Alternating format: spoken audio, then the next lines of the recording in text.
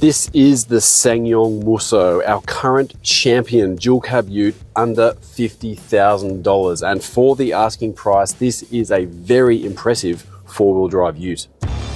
But we've got a new competitor in the space and it's looking to take on the champion. Does this GWM Cannon have the goods to be the best ute under 50 grand? In this review, we're going to do a full comparison. So we're going to run them around town to see what they're like to live with day to day. We're going to do a full rundown of the interior as well. And of course, take them off-road to see which is the best ute for under 50 grand.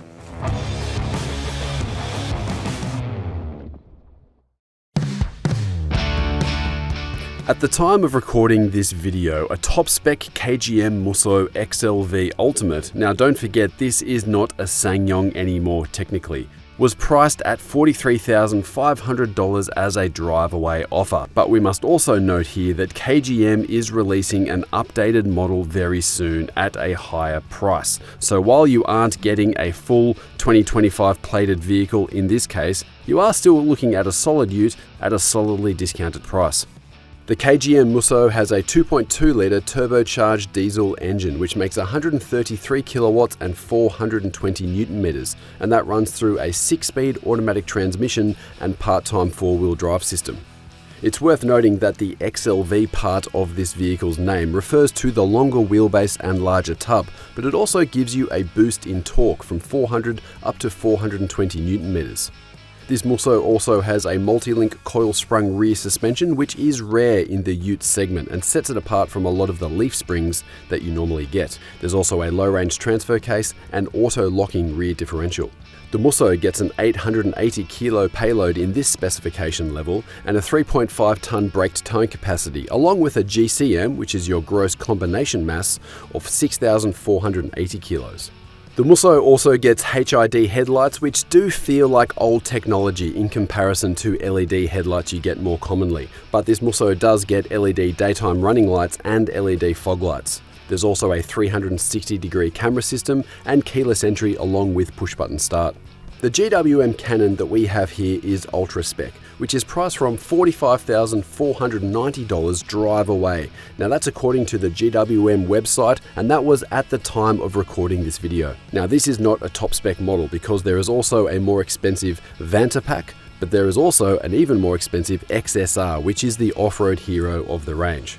There's keyless entry with push-button start here, tyre pressure monitoring, a 360-degree camera system, LED headlights and tail lights, and a more comprehensive range of active safety equipment as standard.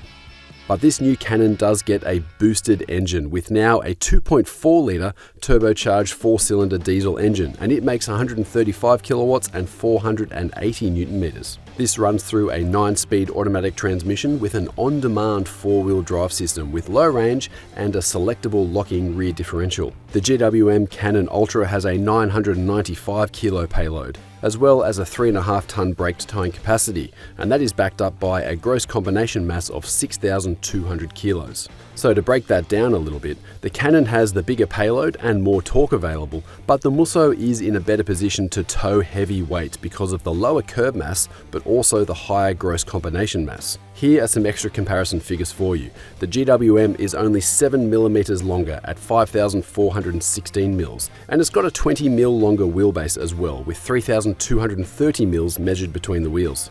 The GWM has a lower claimed fuel consumption rate at 8.4 litres versus 9 for the KGM, and it also has about 3 litres of extra room in the fuel tank at 78 litres. If you're shopping for a ute, regardless of whether it's for work, play, or even just as a family runabout, it's worth checking out Drive Marketplace to see what's in stock. There are a few bargains hiding in there. Although we are missing the luxury pack option, this is the ultimate trim level, which is top of the pops for Musso, and it does come with a good amount of gear. Even though it has a sharp price, the KGM Musso gets a long list of standard equipment available. On the inside, you've got dual zone climate control, heated and vented front seats with power adjustment for the driver. There's a heated steering wheel, leather trimming for the seats and the steering wheel, and even heated rear outboard seats. There's also twin 12.3-inch displays on the dashboard. The interior of this Musso overall is solid. It works well, although it is perhaps feeling its age in a few ways, especially in comparison to the GWM. But we've got good old-fashioned climate controls here, 2-zone climate control, lots of physical buttons and controls. That works really well. And you've got an infotainment system that has been recently updated and has brought this car up to speed with others in the segment. That's a really important addition to have there. Good old physical handbrake. You don't get these too often these days. I actually don't mind it, but it does take up a little bit of room, I suppose, in this area here. 2 cup holders, decent center console, nothing too special here, and a funny little spot for your phone, although there is no wireless charging. But if you still smoke cigarettes or need to set anything on fire, you still actually have a cigarette lighter in the 12-volt plug. That is a real rarity these days, and probably an indication that the design of this Musso is maybe getting on a little bit. But otherwise, the car is comfortable. We've got heating and venting in the seats, although manual controls without that luxury pack option. It's comfortable to sit in. You've got a nice digital instrument cluster in front of you here and good controls on the steering wheel. So even though it is feeling a little bit old, it really doesn't do a whole lot wrong either.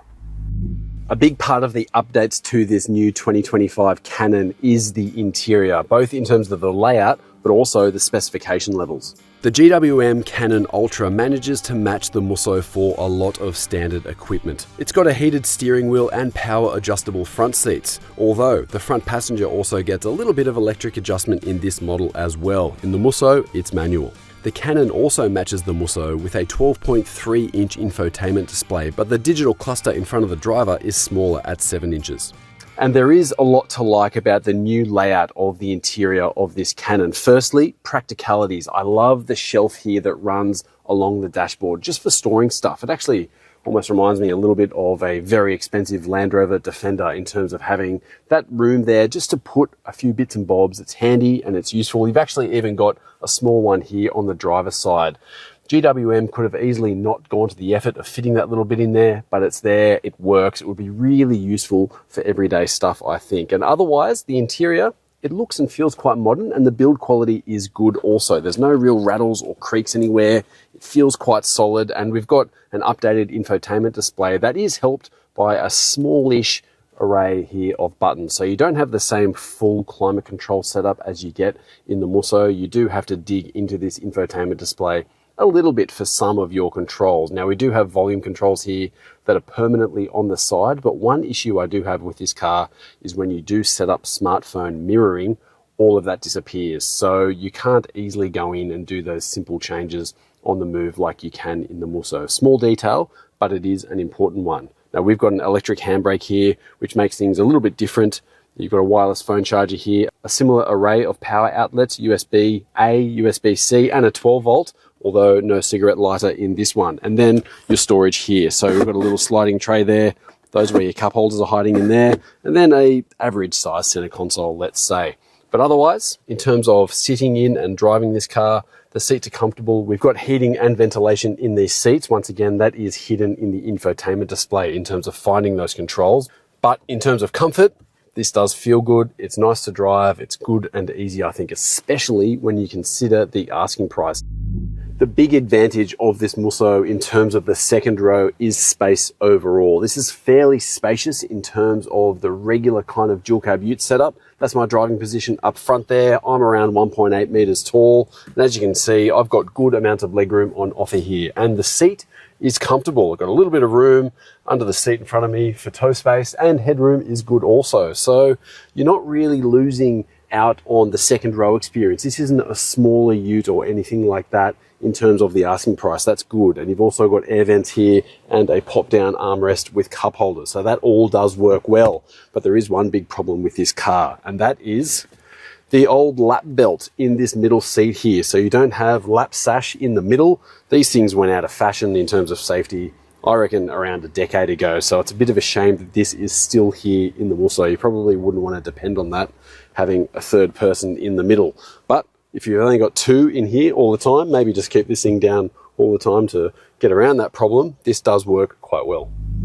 Now, from the outside, you'll probably assume that the Musso's got a bigger second row because of the size of the doors. But once you actually get in and set up your driving position relative to each other, They are very close actually. That's my driving position up front there. Once again, I haven't changed height. I'm around 1.8 meters tall, and the amount of legroom here is about the same as what was available in the Musso.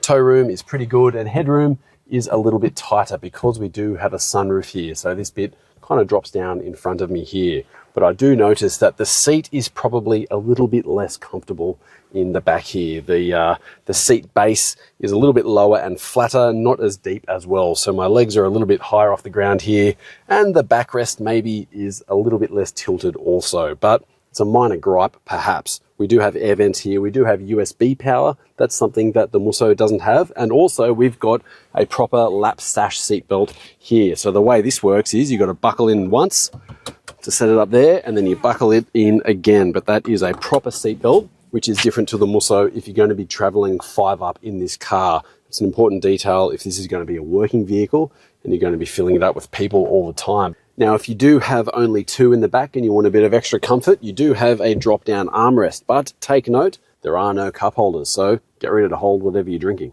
So all in all, there's not a whole lot in it. I would say that the Musso is a little bit more comfortable overall, but this one is better featured and certainly more safe, so choose your poison. First test with the tailgate, that feels pretty tight. Also, one thing to check with this ute is it does lock with central locking, which is a good thing, although obviously the tonneau cover on top here doesn't allow for any sort of secure storage in the tub. Now, I'm not going to bore you with the details of how that goes on and off. It is a little bit fiddly, but hey, it keeps the rain off and the dust out a little bit, so it's not a bad thing to have. But otherwise, the features in the back of this Musso are fairly basic. You've got some tie-down points there. There are no power outlets. There are no lights. And you do have a drop-in style tub liner, which I suppose is removable, and it is replaceable if you need it. But also, it's a little bit on the smooth side, not as grippy as others out there. So one small detail there. But otherwise, it's a fairly regular tub. And one thing to note, it is quite deep in comparison to other utes out there. One reference to have is that a jerry can can actually fit into the back of this standing up. You can't do that with other utes when you've got a lid on top. Now let's have a look at the tub of the Cannon. Firstly, yes, it does lock. That is a good feature to have with central locking. But one thing to note here, it does feel like quite a loose fitment there. I'm a bit worried about that. Corrugations, many years of usage, that's going to rattle around a lock, maybe cause issues down the track. It'd be better if that was a little bit tighter, but let's open it up. And you've got a fairly similar setup here. Obviously, we don't have a tonneau cover, but we do have a sports bar here, and we do have a different style tub liner as well. This is what you would call a spray-in tub liner, so it's not easily replaced, but it does look a little bit neater in terms of the installation, and it's got a little bit more grit in it too, which means things are going to be a little bit grippy. They're going to slide around a little bit less, which is a good thing. Now, there's not many other features here going on either. We've got 4 tie-down points. We've got no lights. We've got no power outlets. We do have gas struts for the tailgate. But the one party trick of this Cannon in the back is, of course, a pop-out step, which means you can get into the tub, saving your knees, a little bit more easily. Now, while off-road performance is no doubt important for these 2 four-wheel drive utes, and we will get to that later in the review, on-road driving, especially for some buyers, will be equally or even more important overall. And that's one area where this Musso still does impress in some regards. This is a four-wheel drive ute that feels impressively car-like overall. So we've got a coil-sprung rear suspension here. We've got a relatively long wheelbase as well in this XLV setup. And we've got an old-fashioned hydraulic steering, but it comes together in a way that just feels a bit more car-like than other four-wheel drive utes out there. We're unladen at the moment, but we're getting a little bit less jiggle through the ride quality and through the steering that you would expect from a four-wheel drive ute. And when driving around town like we are at the moment, that is definitely beneficial. This 2.2 litre turbo diesel engine, it's got the least torque, almost the same amount of power as the larger Cannon engine. But the balance that it has through the throttle makes it feel a little bit more willing than it actually is, to be honest with you. The throttle and the gearbox are both really nicely balanced. So it's decently responsive, but it's also fairly refined and quiet for a diesel engine. And while we don't have the same number of ratios in the automatic gearbox here, there's enough, I think. There's enough torque on there, and the gear changes are nice and smooth, mostly imperceptible. Now, we don't have the same level of autonomous safety equipment going on here in the Musso as we do in the Canon, but that is almost beneficial in some ways because we don't have as many beeps and bongs going on in this car in terms of traffic sign recognition, lane keep assistance, and all of those sorts of things. They're easily turned off as well if you don't want to have those things, but this is almost a bit of an old school driving experience, which some might appreciate, even though this is effectively lacking features that the Canon has. I keep referring to this Musso as a dark horse over the years. It's got a few Drive Car of the Year awards under its belt, and for good reason, because this is an impressive ute to drive in terms of the refinement and the ride quality. Even though we've got a lot of new competition getting around, it still impresses in that regard quite nicely. The big change with this new Canon is, of course, the adoption of a 2.4 litre turbo diesel engine. Now, that has around the same power as the Musso, but it's got significantly more torque, and you do feel that when you really press the pedal down and put this vehicle to work. 480 Newton meters is a pretty solid number, and it's matched to an automatic transmission that has its moments, I suppose. It's probably not as outright smooth as the Musso, but for most parts, it's very good. And we've also got an on-demand all-wheel drive system here, or four-wheel drive system, I could say, which is beneficial in some situations. I'm thinking things like slippery boat ramps, a bit of wet grass and that sort of thing. It takes a little bit of thought away from the driver. Now, we've got leaf springs here in the back and independent front suspension in the Canon, and the ride quality is what I would call typical ute fare. This is a little bit stiff going over speed bumps and potholes and that sort of thing. We are unladen at the moment, however, so if you're planning on putting a bit of weight in this vehicle, then that becomes less of a problem. And that's matched to a power steering setup that is electric and feels a bit different, a little bit lighter and easier than the Musso overall, although the turning circle isn't as good, thanks in part to that on-demand four-wheel drive system. The main annoyance in terms of the driving experience with this Canon is probably the emergency lane keep assistance system. It's overbearing, it's interrupting, and it's just frustrating to live with. So GWM has gone to some effort to make it easier to turn off, but I think it would be better if it was actually tuned better for Australian roads. And that might be happening in the future, but for the moment, that is a system that's best turned off. But all in all, this Canon is an impressive vehicle, especially considering that attractive price point. This 2025 update has done a lot to improve the overall quality of the vehicle, and it's actually not that far behind the pace of other much more expensive utes in the segment. No, it's not the same as a Ford Ranger, but it is significantly cheaper, and that makes it worth consideration.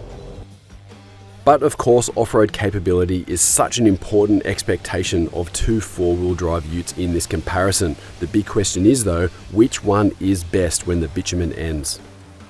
The first thing I noticed when I jumped behind the wheel of this Canon off-road is the fact that it only has a 4 low button. It doesn't actually have a 4 high and 2 high button, and that's because of the on-demand four-wheel drive system that this car has.